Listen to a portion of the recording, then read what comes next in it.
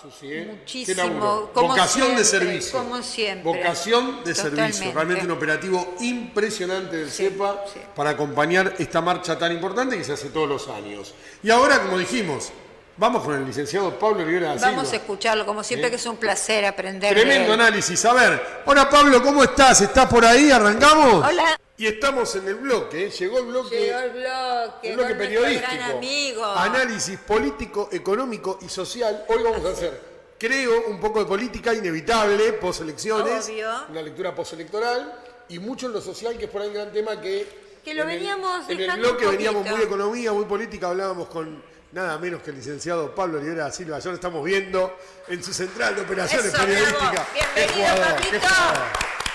No, el bro es un grande de todos los tiempos. ¿Cómo va, maestro? ¿Cómo andan? Muy bien, ¿cómo están, chicos? Bien, Bueno, acá nos volvemos a encontrar. en sintonía Hace de unas mate. semanitas. En sintonía de mate, por lo que veo. Pero bueno, Pablo, acá esperando tu análisis, lo esperamos siempre muy ansiosos. Dijimos antes de las elecciones, vamos a ver qué pasa cuando hablemos en noviembre. Bueno, llegamos a noviembre, así que yo sé que sos un hombre que sabe esta capacidad que tenés de separar, que es lo que creo te da el prestigio que tenés como politólogo y como hombre que puede dejar una opinión y una posición desde el dato y también permitirse el derecho a la duda en función de las veces tantas y de la historia tan consecuente y es. recurrente en la Argentina de que el dato en el tiempo termina siendo destruido porque venía condicionado, no traía toda la realidad o le faltaba una parte o tenía un análisis sesgado. Pero digo, esa capacidad de separar la opinión personal y la posición del análisis objetivo. Objetivo, ¿no? como lo haces Eso, vos. sabés que te admiro profundamente con esa capacidad única. Así que bueno, estamos para escucharte, estamos ansiosos. Todo oídos, Pablito. Bueno, a ver, vamos a ordenar un poco los temas, porque es cierto, pasó de todo. Acá en Argentina siempre, como lo decimos nosotros en los programas que hacemos de política y economía, una semana parece una era o un siglo. Cada vez que nos juntamos a analizar política y economía pasa de todo y mucho más, siendo que hablamos antes, inclusive de las elecciones que pasaron ya hace 2 semanas, ¿no? Pero bueno, en concreto y tomando en consideración esto que bien decís respecto de los contextos, ¿no? Y obviamente los datos, la información que nosotros podemos utilizar para formarnos opinión y por supuesto analizar. Lo más importante de una elección es concretamente el resultado y todo lo que ello trae de trasfondo, porque primero despeja justamente la percepción respecto de la decisión, ¿no? La decisión electoral, y en este contexto tan particular que fue la utilización por primera vez a nivel nacional de la boleta única de papel. Un mecanismo de transparencia que por primera vez a todo el territorio nacional igualó, o sea, puso en pie de igualdad a la oferta electoral. Cosa que, como sabrás, por nuestro trabajo social de tanto tiempo, casi 20 años, en Argentina teníamos privados a muchos argentinos de encontrar su oferta electoral en el cuarto oscuro. O de repente encontrarnos con una sábana multicolor de boletas y andar a encontrarla, ¿no? O sea, situaciones que ocurrían en Maniobra. Evita todas las maniobras para ensuciar el cuarto oscuro en la selección, está claro. Totalmente. Esto, primero que nada, fue una experiencia muy exitosa, más allá de algunas cosas muy puntuales y que tenían mucho que ver más que nada con problemas de educación, ¿no? Son problemas de comprensión bastante complicadas que tiene Argentina hace mucho tiempo. En general, fue un éxito porque la gente lo entendió como un mecanismo sencillo, como lo era, como decíamos, gritábamos a viva voz que sucedía en todo el planeta, porque es el sistema globalmente más utilizado y más extendido, y por supuesto más sencillo para fiscalizar, más sencillo para Una consulta en esto. ¿Compartís una realidad que se vio en la cancha del operativo electoral? Que es decir, el sistema evidentemente bueno, evidentemente evita determinadas cosas, evidentemente es ágil, pero qué mal y poco formado que están las autoridades de mesa, ¿no? No, ni hablar. Digo, me parece que eso sí es alarmante porque lo hemos visto presidentes de mesa abrumados, no tenían ni idea de lo que estaban haciendo. Es verdad. Ahí hay que mejorar algo en el sistema, digo, general, no es de un gobierno ni de ahora.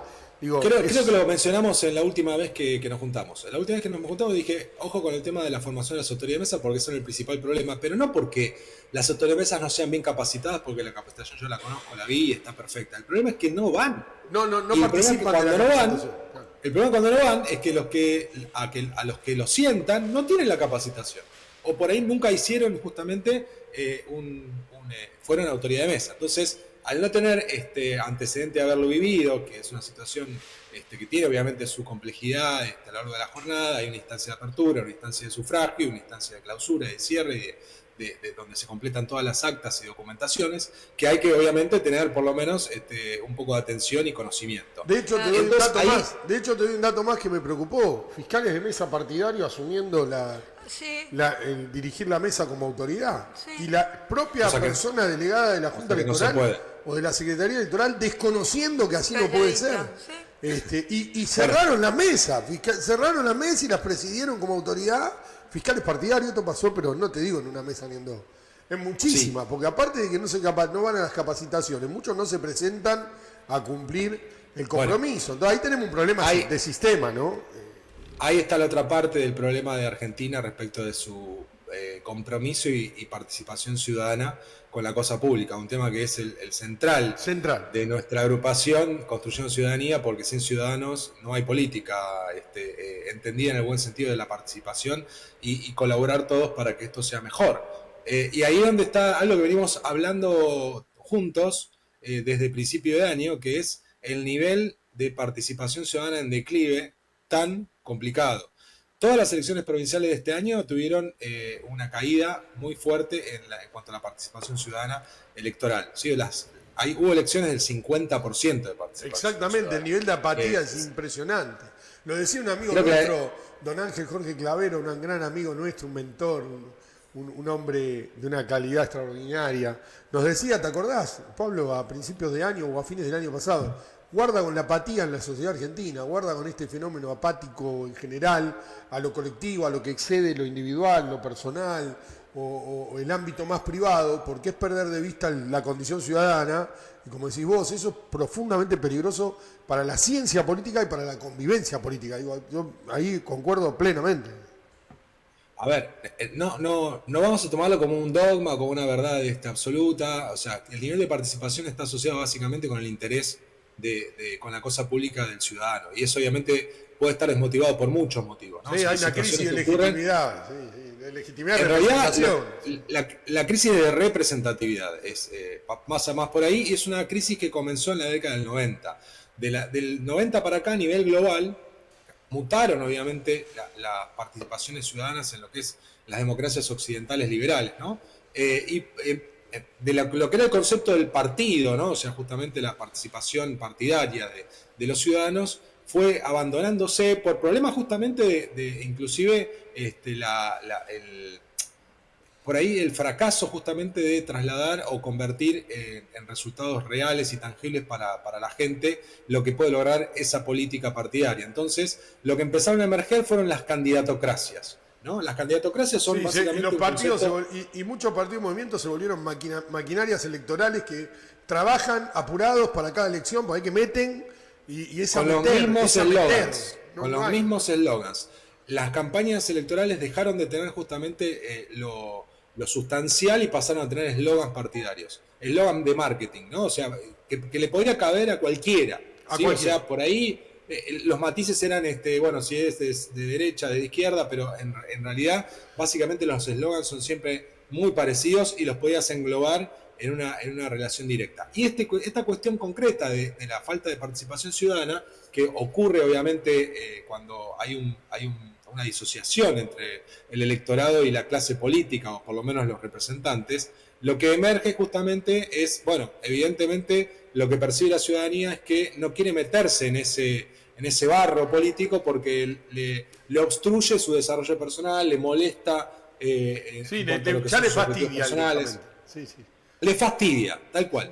Y por supuesto hay mucho de esto que está asociado quizás directamente a niveles de falta de comprensión, de interés. Bueno, lo que ocurre cuando vos empezás a profesionalizar sistemas políticos, o por lo menos de intentar justamente mejorar el método de votación y demás, lo que emerge por ahí de repente son sacar prácticas que esconden mucho de esa apatía, ¿no? La práctica clientelar y el patronazgo necesitan de un vehículo, por ejemplo, como la boleta partidaria. Y nosotros lo hemos vivido y lo hemos sufrido durante mucho tiempo. Hay mucho cacique, lo que Max Weber hablaba que era el boss en Inglaterra, que era justamente el puntero, se basa de la boleta partidaria para atraccionar obligadamente o bajo algún tipo de contraprestación Coerción, a los electores sí. que son delitos electorales, ¿no? Porque nosotros no nos hemos cansado de contarlos en el artículo 139 del Código Nacional Electoral, que son delitos penales electorales con pena de cárcel hasta de 3 años, cuando uno coacciona a una persona para votar de determinada manera, obviamente, o lo lleva, bueno, no vamos a describir todo lo que hay, pero inclusive hasta la suplantación de identidad, que es el inciso D, también está dentro de eso, y hay mucha gente que iba a votar por otra, ¿no? Pero bueno, cuando despejás eso, ¿no? Y la gente no tiene incentivos, inclusive para hacer una relación transaccional de su voto, cae la participación.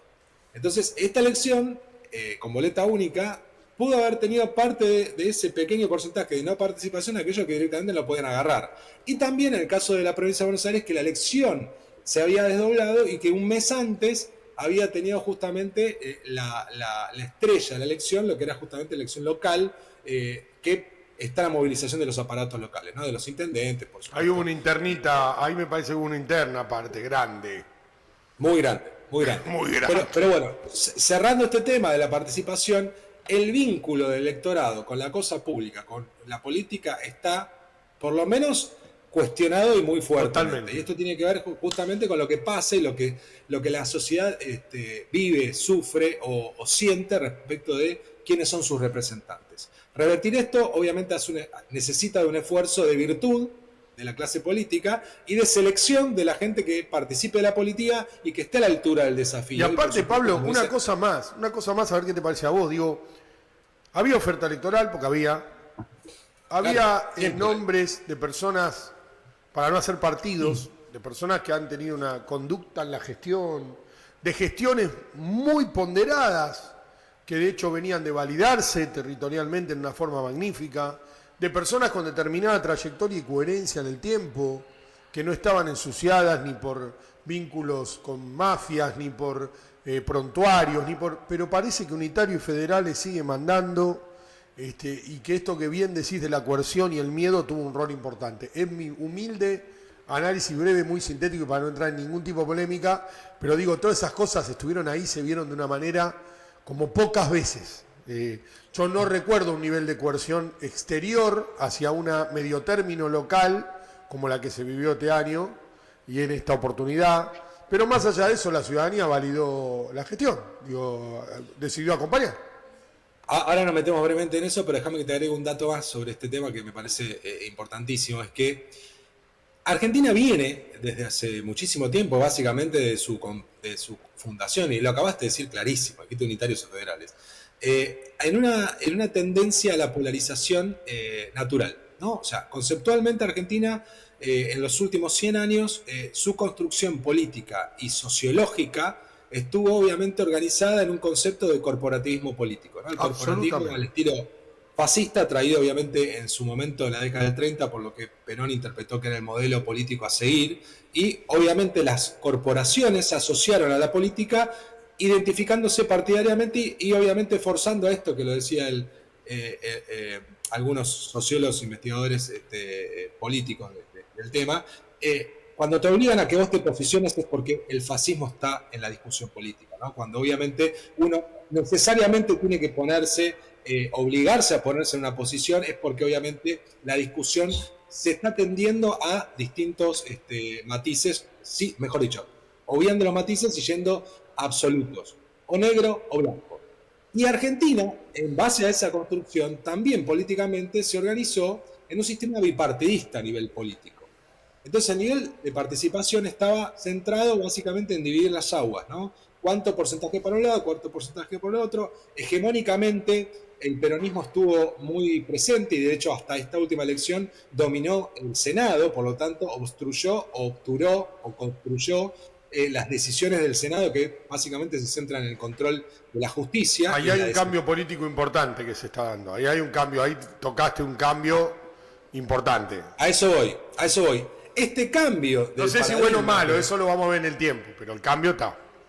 El cambio era una necesidad de época y claramente está en formación. No podemos identificar todavía hacia dónde va, pero hay una realidad concreta que es que de esa atomización que se produjo en el 2003 concretamente, a partir de la crisis de 2001, que fue una fragmentación del sistema político, empezaron a emerger un montón de jugadores en estas candidatocracias que decían, vótenme a mí porque yo soy tal encarnación de tal idea. Soy un Entonces, tipo la común. gente Soy un tipo dejó de común. seguir- Soy un tipo Claro. común. Pero la gente dejó de seguir ideas partidarias sin personas y empezó a seguir a personas. Y eso lo que hace es que a la gente la manejes, porque no logra identificar un conjunto de ideas. Y lo que está pasando en este momento es que está buscando el sistema político intentar reorganizarse en otra distribución, que ya no son binomiales. Pero la tendencia inercial del pensamiento del elector argentino, que está acostumbrado a elegir A o B, hizo también que toda el centro, hacia la centro derecha, la centro izquierda, quedara básicamente minimizado o desaparecido. Anulado, sí, anulado por la polarización, directamente. Pero la polarización no es de ahora, es una polarización que siempre se mantuvo, ¿pero por qué? Porque una tendencia de un extremo que es básicamente identitario del corporativismo exige a la definición del otro. Y como exige la definición del otro lado se construye ese otro cada vez más potente, hasta que pierde la vigencia hegemónica y termina buscando un nuevo orden, que es lo que Argentina está tratando de encontrar, y por eso hay mucha... A ver, la elección del domingo 26 de octubre mostró que participó un poquitito más de 2/3 del electorado del padrón, ¿sí? O sea, 67,9, algo así, casi 68. Frente a las elecciones legislativas que rondaban el 75, 77, y las nacionales, ¿cómo se llama? Del Ejecutivo, en torno al 80 y pico, ¿no? Entonces, esta caída, que tampoco es tan dramática, pero es 1/3 que no fue a votar, está muy presente dentro de esto que tiene que ver con no me identifico entre estas dos polarizaciones. Yo estoy en este centro que quedó afuera. Y toda esa gente que quedó afuera por estas listas que no alcanzaron a un mínimo de un legislador, justamente son las que se quedaron sin representación. Un dato también es el voto en blanco. El crecimiento del voto en blanco es exponencial en referencia a las elecciones anteriores en el domingo pasado. Exponencial. Porque siempre se habló de que el voto en blanco nunca suma, pero en este caso fue importante. No digo, como decís, no es tragedia, pero guarda que 1/3 que no te va a votar, un grupo que va a votar en blanco, que no lo hace en un volumen distinto. Al sistema. Si no estamos al horno. Si nosotros creemos que eso deslegitima, creo que estamos al horno. Políticamente no es una buena... No, pero son realidades, son datos, son datos. Pero no deslegitima no deslegitima el gobierno. No, a ver, yo mismo dije, la gente decidió darle la mano pero al está el dato que gobierno. deciste vos. Igual está el dato que vos estás comentando, que estamos comentando sobre este tercio, que no tiene representación. Que ahí es donde justamente la política tiene que buscar, de alguna manera, encontrar, enamorar ese público que hoy no se siente representado. Es más, ese tercio del blanco vota y define realmente si votara. Porque frena la polarización esa coercionada de alguna manera para un lado y para el otro, que siempre en las coyunturas y los contextos el poder juega desde adentro y desde afuera y te mueve. Es así, tal cual. Eso es una conversación que tuvimos vos y yo. Quizás son los que menos miedo electoral tienen, evidentemente, pero son los que más tendrían que ir a votar, porque justamente por no tener esa tendencia, ese miedo o a esa fácil manada llevada de un lado y del otro, podrían tener una posición mucho más objetiva. Pero yo creo que son también, Pablo, los que están hartos del sistema político argentino, del sistema de partidos que ha fracasado. Yo creo que ese hartazgo, ellos no caen en las trampas ni de un lado ni del otro. Hablo de ese tercio en general, no en particular, pero no encuentra, como vos decís, tampoco ninguna representación. Pero es lo que te decía recién, que por ahí tiene más que ver justamente con esta identificación de un sistema bipartidista, que es corporativista, que es fascista desde el punto de vista de cómo se organizó, y la idea es romper con eso, justamente porque no hay una representación soberana y de la entidad del voto popular, cuando en realidad los que deciden son corporaciones. Entonces, en este sentido, toda esa gente que está quedando afuera, lo que debe buscar el sistema político es una visión republicana en donde justamente están representados todos en la participación que responde justamente a ese núcleo de votantes. Comparto plenamente. Lo que está quedando hoy fuera de la discusión es la república, ¿sí? Y la visión de los extremos, lo que polariza es el concepto del populismo respecto de yo tengo legitimidad popular, hago lo que quiero. Exactamente. Y ese es el principal problema. Ha sido históricamente la madre de los mayores problemas de la historia acá, ¿eh? Totalmente, por eso digo, salir del corporativismo fascista Argentina es imperioso, lo que no tenemos que volver a caer en esta trampa binomial, pero también es lógico que ocurra, y en esto soy también, tengo que poner una cuota de honestidad intelectual, cuando vos venís de un modelo en el cual la balanza está inclinada de un lado muy potente, muy fuerte, es lógico que haya justamente el sistema del pendular, el concepto pendular que ocurre cuando hay justamente un agotamiento, un hartazgo de una conducción política desacertada, ¿no? Y claramente la condena, tanto en el 2023 como en el 2025, del electorado mayoritario es: no queremos volver a eso que vivimos. Exactamente. Entonces, ahí es donde está la crisis de aquellos que perdieron hacia el interior, y un poco lo que vos decías recién. Hoy la tribu del panperonismo está en una enorme discusión interna en donde todavía una persona que está con una tobillera y condenada quiere definir lo que pasa al resto de ese partido siendo la presidente, cuando ya no podría ejercerlo más, y tiene a su hijo delegado en la provincia, en la cual está directamente accionando contra el gobernador de esa provincia, discutiendo con la cuestión territorial. No, digo, y aparte se vieron fenómenos también muy extraños, como por ejemplo, en mi humilde opinión, como ciudadano lo digo y sacándome toda camiseta que puedo tener en pensamiento, ideales, vos me conocés, sabés que tengo una convicción frente a ideales y principios, pero no comparto cómo son practicados por el sistema político actual y trato de aportar como ciudadano para que cambie. Pero digo, también se vio, me parece a mí, hasta dónde llega esto de la coerción del sistema hacia los propios políticos y dirigentes, hacia las propias candidaturas y los propios formatos de armados de opciones políticas, con el tema de Provincias Unidas, que a mí me pareció una construcción a futuro muy inteligente, muy transversal, parada en tipos que gobiernan muy bien sus provincias, que hace muy poquito se validaron todos. Pero tuvieron que salir a la cancha, entiendo, en la presión de esto de los sistemas y las máquinas electorales que bien decís, y de esto del sistema político. Y me parece que se apuraron, me parece que en el caso de ellos fue gastar bala, gastar imagen, desgastar tipos que gobiernan bien, porque creo que nadie puede dudar que Nacho Torre gobierna bien, o que Maxi Puyaro, que acaba de hacer la reforma constitucional más importante de la Argentina, gobierna mal. Entonces digo, me parece que se apuraron, ¿no? O sea, como que salieron a la cancha en el momento en el que el ring tenía dos únicos pugilistas listos para la pelea. Me parece que ahí se licuó un poco un excelente, para mí, proyecto político, porque puedo decirlo así porque creo que es multicolor, si no, no lo diría, pero que tiene una visión más de tipos que hacen gobernanza concreta, que están operando con el mundo real en muchas formas, que están aprendiendo también a administrar de otra manera con los cambios geopolíticos, entonces propios internos, ¿no? Digo, de la propia Argentina. Y se licuaron antes, pero hay una coerción del sistema, me parece, ¿no? Parte de lo que vos hablabas de los modelos perversos que tenemos del formato del sistema político argentino en cuanto a los sistemas de partido y las representaciones y el poder, cuando articula y presiona el poder, ¿no? Es una visión personal, ¿eh?